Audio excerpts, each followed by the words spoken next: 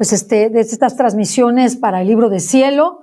Muy contentos de estar con ustedes el día de hoy, sobre todo porque ver el Libro de Cielo siempre es algo muy importante. Saludo a Jesús Ausocúa desde España. Gracias, Jesús, por estar con nosotros y por haber elegido el tema que vamos a ver. Yo creo que es muy importante el tema que vamos a ver porque hemos batallado mucho para encontrarlo. Así que gracias a todos ustedes que están con nosotros, que han estado en espera, pero tenemos que encontrar exactamente la lectura que vamos a hacer el día de hoy. Así que, ¿qué les parece si comenzamos? Gracias, Jesús. Un gusto tenerlo aquí. Gracias, Cecilia, a ustedes y a todos los que nos siguen. Muy bien, entonces el día de hoy vamos a hablar sobre la vida humana es un juego, ¿verdad? También Jesús juega. Si quiere, voy leyendo. Si usted me quiere interrumpir, pues me interrumpe lo que usted necesita, ¿de acuerdo? Sí. Esta lectura es la lectura, si me da la fecha exacta, por favor. Es el libro 2. Julio 28, 1899. Julio 28 de 1899, tomo 2. Tomo 2, digo, no más que tomo 2, libro 2, porque puede estar en el tomo 1, la verdad. Está en el tomo 1, están del 1 al 4. Muy bien, dice, la vida humana es un juego, también Jesús juega. Esta mañana mi adorable Jesús ha venido con un aspecto admirable y misterioso. Traía en el cuello una cadena que pendía sobre todo el pecho. Por una parte se veía como un arco, por otra parte de la cadena como una aljaba llena de piedras preciosas y de gemas, que era uno de los más bellos adornos al pecho de mi dulce Jesús, y con una lanza en la mano. Mientras estaba en este aspecto, me ha dicho, la vida humana es un juego. ¿Quién juega el placer? ¿Quién el dinero? ¿Quién la propia vida? Y tantos otros juegos que hacen. También yo me deleito de jugar con las almas. ¿Pero cuáles? ¿Son estos juegos que hago? Son las cruces que envío, sí, las que reciben con resignación y me lo agradecen. Yo me recreo y juego con ellas, complaciéndome inmensamente, recibiendo por ello gran honor y gloria. A ellas les hago hacer grandes adquisiciones. En el acto de decir esto, ha comenzado a tocarme con la lanza, con el arco, con la aljaba y todas aquellas piedras preciosas que contenía. La aljaba salían y se cambiaban en tantas cruces y saetas que herían a las criaturas. Algunas, pero en número muy escaso, se alegraban, las besaban y se lo agradecían y venían a formar un juego con Jesús. Otras las tomaban y se las arrojaban en la cara a Jesús. Oh, cómo quedaba afligido y qué gran pérdida tenían esas almas. Después Jesús ha agregado, esta es la sed que grité en la cruz, porque no pudiendo satisfacerla completamente, entonces me complazco en apagarla en las almas de mis amados que sufren. Por lo tanto, sufriendo, vienes a dar un alivio a mi sed. Volviendo otras veces a rogarle que liberase al confesor porque sufría, me ha dicho, mi hija, ¿no sabes tú que la marca más noble que puedo imprimir en mis amados hijos es la cruz?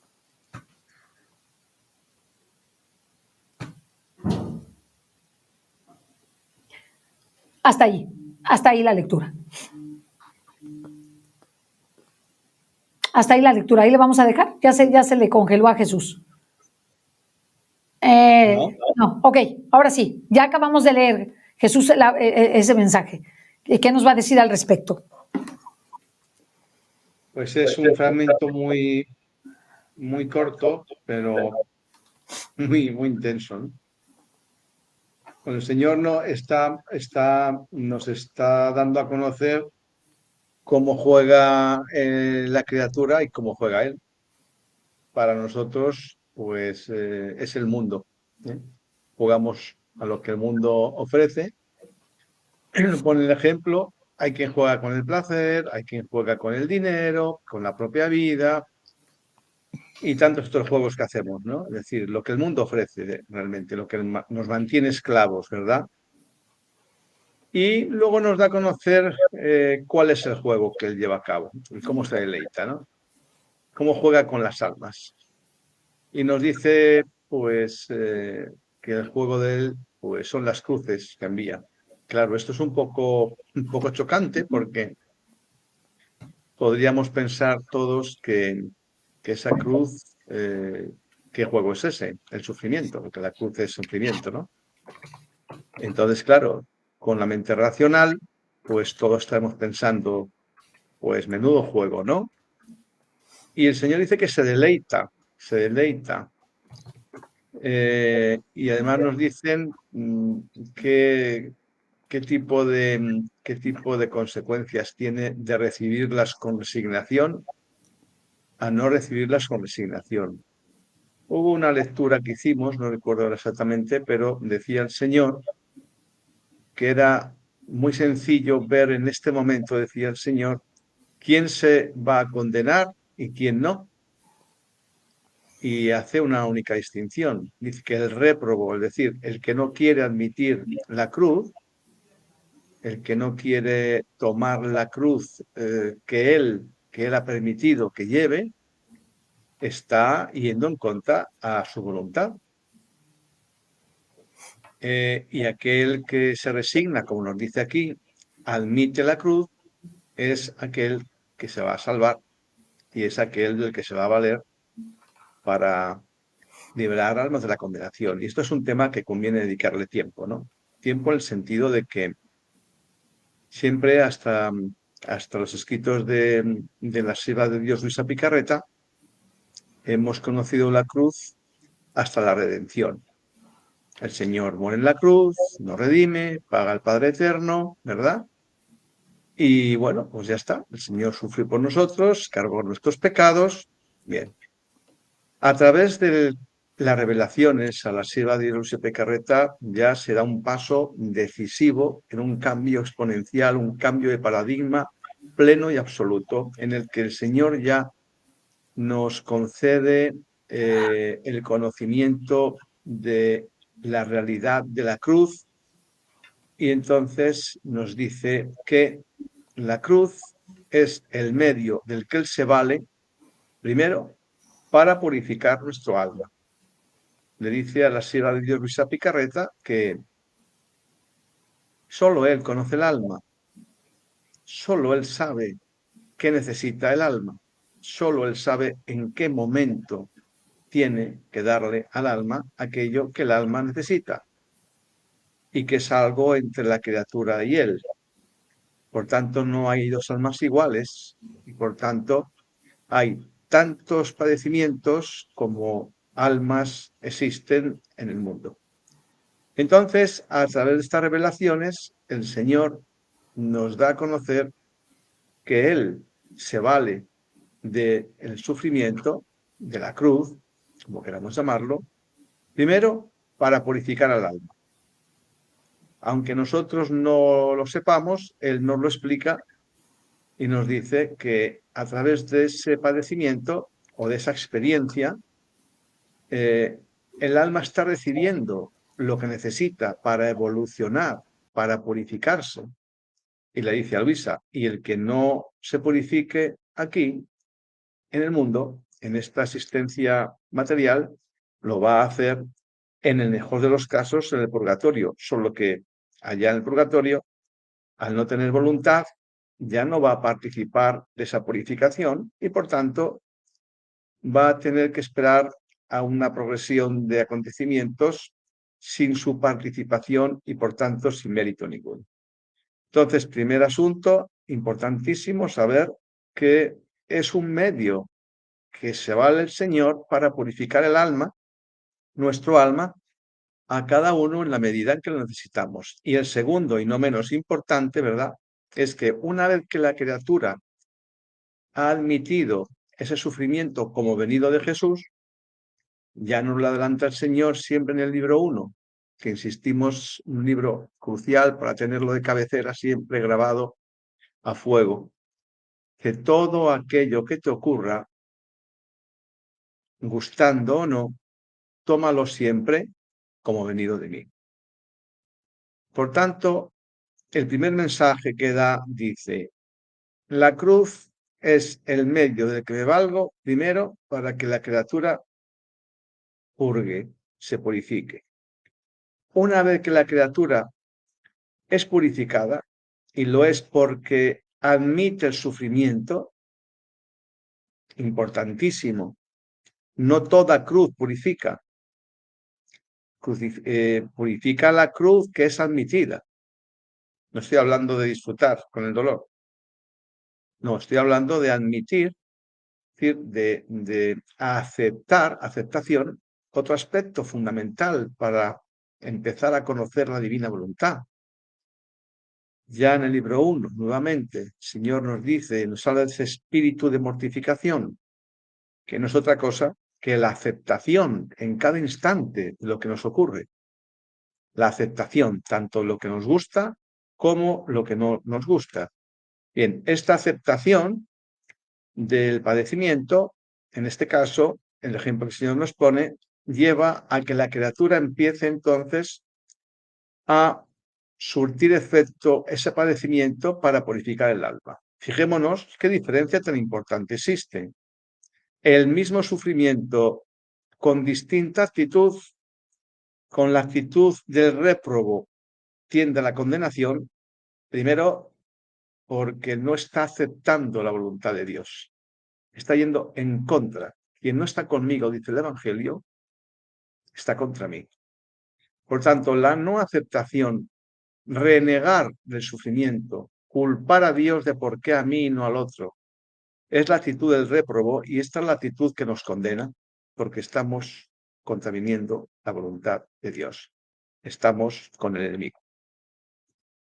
En segundo lugar, la persona, la criatura que hace suyo el sufrimiento, aunque no nos guste, y lo admite como venido de Dios con resignación, como aquí nos dice, entonces empieza a producir efectos instantáneos, hagan la prueba, y ya habrá algunos de ustedes que lo hayan hecho.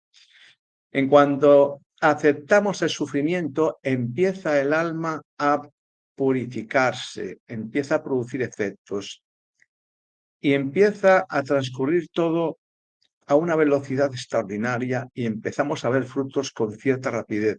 También les adelanto, como dice el Señor, no hagamos esa aceptación con la intención de que pase cuanto antes, porque entonces no se va a producir.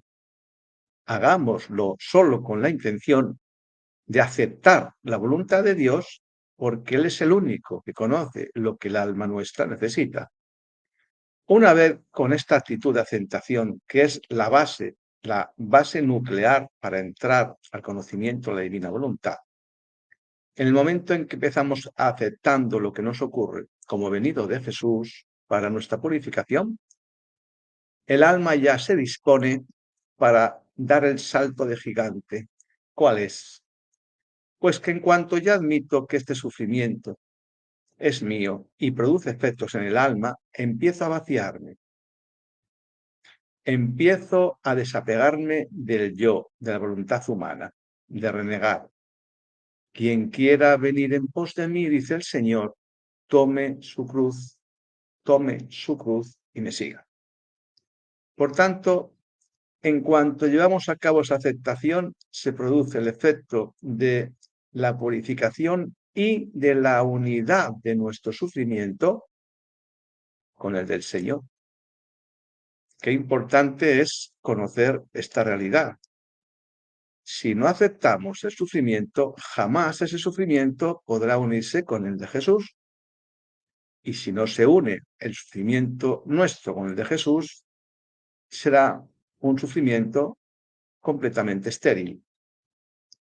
Por tanto, cuando aceptamos el sufrimiento, empieza a surtir efecto en el alma empieza a vaciarse por la resignación, empieza a tomar el Señor el control de nuestro alma por el abandono, pero ojo, con la libertad que la criatura le ha dado para hacerlo, de otro modo no lo haría. ¿Y qué es lo que se produce cuando el sufrimiento de la criatura que acepta con resignación lo que le ocurre? ¿Qué es lo que se produce, además de purificar el alma y de unirse con el sufrimiento de Jesús? Pues nada más y nada menos que el Señor repite lo mismo que llevó a cabo cuando estuvo encarnado entre nosotros, que no fue otra cosa que la redención de nuestras almas. Por tanto, cuando el Señor toma el sufrimiento de la criatura, unida a la de él, nos convierte, y esto parece una herejía, pero yo me limito a retransmitir lo que dice nuestro Señor, ¿verdad? Nos convierte, dice él, en corredentores. ¿Y por qué? Pues porque cuando el Señor estuvo entre nosotros tenía su naturaleza humana como hombre y su naturaleza divina como Dios, Dios y hombre y verdadero. El Señor tuvo que valerse de la parte humana, de la naturaleza humana, para padecer parte de los sufrimientos. Ya sabemos que el Señor tuvo 3 pasiones. La pasión del amor, que la dejaremos para otro día, porque es extraordinariamente intensa, profunda. Y las otras 2 pasiones, la del pecado y la de los judíos, lo pagó con el cuerpo físico, el sufrimiento físico y la humillación.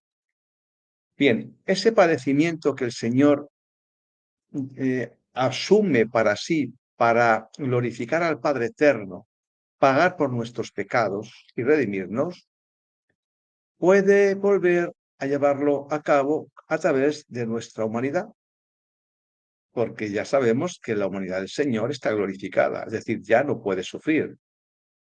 Por tanto, ahora con el sufrimiento aceptado, con ese vaciamiento progresivo del alma a través de la aceptación, el Señor, con el sufrimiento de la criatura unido al de él, sigue redimiendo, es decir, sigue librando almas de la condenación. Y aquí se produce nada más y nada menos que el único objetivo de nuestro Señor Jesucristo. En el libro de Cielo le dice a Luisa de forma constante que lo único que le interesa son almas. Dice, almas, solo quiero almas. Y no podía ser de otra manera, porque somos la criatura predilecta. Y por tanto, el Señor no puede asumir la condenación de las almas que ha hecho imagen y semejanza. No puede asumirlo. Padece enormemente cuando un alma se condena. Por tanto, qué importante es que cuando asumimos que el sufrimiento es el modo que se sirve Jesús para purificar el alma, que sirve para que nos vaciemos, que sirve para que ese sufrimiento se asemeje al de Jesús y que Jesús lo utiliza para liberar almas de la condenación, cuánta responsabilidad tenemos cuando conocemos esto de la boca de nuestro Señor Jesucristo. Porque hasta que no se conoce, no respondemos. Es el conocimiento el que nos da la responsabilidad. Por tanto, ahora que ya conocemos qué es la cruz, para qué es la cruz, para ese doble objetivo, si no empezamos a tener esto en cuenta y lo hacemos nuestro, es decir, si no hacemos vida el conocimiento que el Señor nos viene dando, se está produciendo algo parecido al pecado contra el Espíritu Santo. Hay una lectura al final, la verdad es que no tengo la fortuna que el doctor Tomasini, que se acuerda de todas. Hay una lectura, creo que era el libro 15, pues lo buscaré, que viene a decir que en el momento en que la criatura conoce una verdad, y la verdad es vida, y una vez conocida esa verdad, no la experimenta, está frustrando el desarrollo de la vida divina, está frustrando el objetivo de Dios, que es manifestarse y crecer en tantas vidas divinas como actos quiere llevar a cabo en unidad con la criatura. Por tanto, ahora que conocemos para qué la cruz, qué obtiene Jesús y nosotros, si no empezamos a experimentar algo tan crucial como es esto, estaremos frustrando la generación de vidas divinas y, no menos grave, frustrando la liberación de almas de la condenación. Esto que se dice así, con cierta rapidez, si nos tomásemos la molestia de tomarlo en serio, porque es Jesús quien nos lo está diciendo. Si esto no empiezo a vivirlo, a experimentarlo, a ponerlo en práctica en definitiva, me van a pedir cuentas, porque me han dado el medio no solamente para salvar mi alma y para purificarla y para recuperar lo que perdió Adán, esa unidad de vida con Dios. No, no solamente es esto. Estamos frustrando la liberación de almas de la condenación. Y si ya allá en el 1917 en Fátima, cuando nuestra Santísima Virgen María lleva a los niños, a los pastoriños, hoy santos, San Francisco Martos y su hermanita, y los da un paseo por el infierno para que viesen lo que estaba ocurriendo, y los niños venían con los ojos fuera de las órbitas, y la Madre Santísima le dice: ¿veis cuántas almas se condenan porque no hay nadie que ore ni se sacrifique por ellas? ¿Veis cuántas almas se condenan? Ya están condenadas, ¿verdad? Lo que vieron los niños fueron almas condenadas, dice, porque no hay nadie que ore ni se sacrifique por ellas. Y ya les dice: queréis consagraros a mí, queréis uniros a mí para hacer penitencia y oración y liberar almas que están a punto de condenarse. Y los niños ni hablaron, asintieron con la cabeza, ¿verdad? Bien, pues eso que la Madre Santísima ha venido diciendo, Fátima especialmente, esto es lo que el Señor nos viene a decir aquí en el libro de cielo. Ahora se os está dando a conocer lo que nunca fue revelado porque no era el momento. Ahora ya nos está dando a conocer qué es el sufrimiento, para qué sirve el sufrimiento, y quiere valerse de nuestro sufrimiento para purificarnos y para liberar almas de la condenación. Es que no se puede decir más en tan pocas palabras como en este párrafo. Jesús, a mí me gustaría que la gente que escucha, nos escucha, que son seguidores de nuestro Señor, yo siempre les digo que son seguidores de nuestro Señor, no nuestros, y que además porque me lo mandó a decir con un tercero, que supiera que la estación era de él y que los seguidores eran de él, y es así. Invitarlos a ver esta lectura que es complementaria, que es del libro 3, el número 17 de diciembre 2 de 1899, que es el elogio de la cruz. Es extraordinario lo que el Señor dice ahí, porque nos dice el valor de la cruz sufrida como Él desea. Él dice, la cruz sufrida por ti, porque ella dice que le pide a Jesús, háblame de la cruz, y dice, pero si yo no sé decir nada, háblame de la cruz, te voy a escuchar. Y entonces le dice, la cruz sufrida por ti me liberó de la esclavitud del demonio y me desposó con la divinidad con nudo indisoluble. La cruz es fecunda y me pare la gracia. La cruz es luz y me desengaña de lo temporal y me descubre lo eterno. La cruz es fuego y todo lo que no es de Dios lo vuelve cenizas, hasta vaciarme el corazón del más mínimo hilo de hierba que puede estar en él. La tengo, esposo santo, la fortuna de poseerla. Me enriqueceré de monedas eternas hasta volverme la más rica del paraíso, porque la moneda que corre en el cielo es la cruz sufrida en la tierra. La cruz me hace conocerme más a mí misma, me da el conocimiento de Dios, La cruz me injerta todas las virtudes.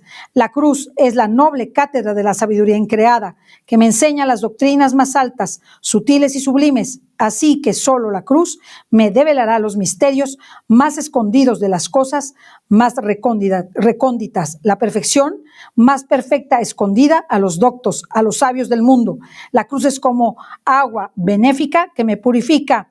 No solo eso, sino que me suministra el nutrimiento de las virtudes. Y dice muchas más cosas, pero al final de la lectura, que a mí me fascina, casi al final, o sea, en uno de los párrafos dice que la cruz es tan potente que Dios le ha comunicado más gracia que a los sacramentos.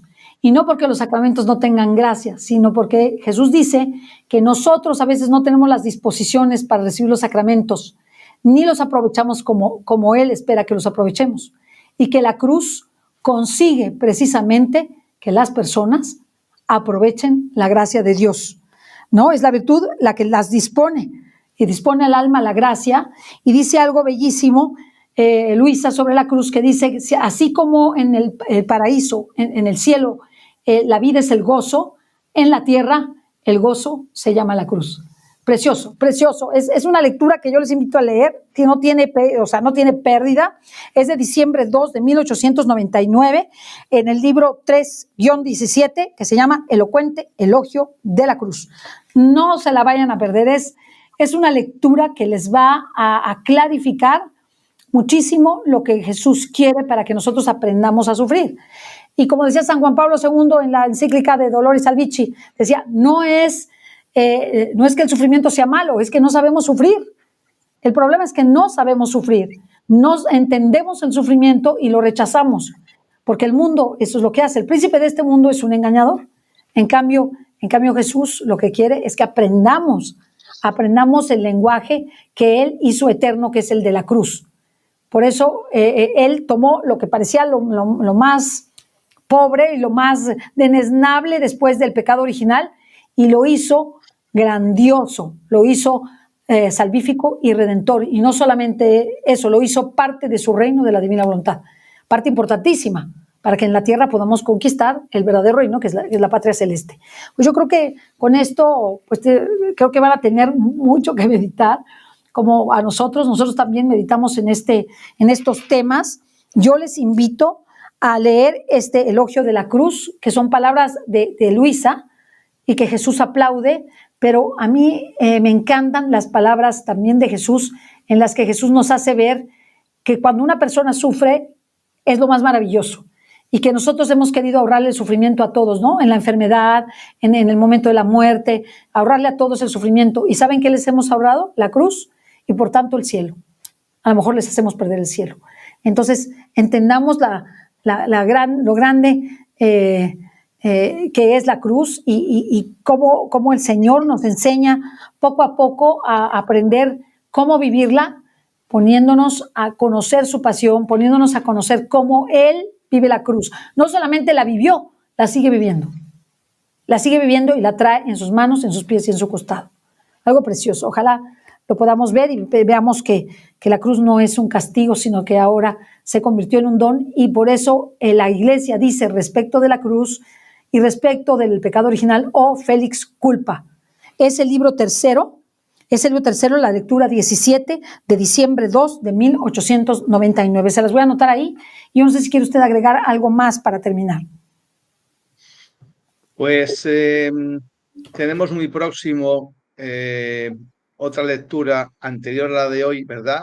Hoy hemos hecho la 249, pero tienen ustedes la anterior, que no es menos importante, que es la 248, el que el Señor nos dice que la cruz hace al alma transparente.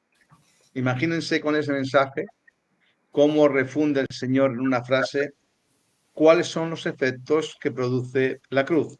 Te vuelve al alma transparente. Lo tienen en el libro 2, 48, la anterior a la lectura de hoy. Compleméntenla, porque es la conclusión de los efectos que produce la cruz cuando se asume con amor, por amor y para el amor. Muy bien. Yo creo que con esto terminamos. Jesús, ya no quiero abusar de usted porque nos tardamos muchísimo en ubicar la lectura. De verdad que el demonio nos la hizo difícil. y también la torpeza humana, ¿verdad? La torpeza humana que no le sabemos. Pero lo importante es que reciban el mensaje. Yo creo que fue difícil porque a veces tiene uno que purificar lo que significa hablar de la cruz. No es cualquier cosa. El que habla de la cruz se la pone en la frente. Es la verdad. No se puede decir hablar de la cruz y cuando te viene a ti la cruz, pues ya no quererla, ¿no? Pues no, la tienen que recibir con mucho amor y con mucha aceptación gozosa. Esa es la aceptación gozosa de la cruz, se llama resignación y no es no hacer nada, es aceptarla. Aceptarla está bien, voy a hacer todo lo que esté en mi persona para amarla y para poder seguir adelante en la adversidad, porque seguir a Cristo es sorprenderse frente a la adversidad y luego ya no sorprenderse. Bueno, muchas gracias. Gracias, Jesús. Gracias a todos los que nos ven y nos escuchan. Dios les bendiga a todos. Gracias. Hasta la próxima.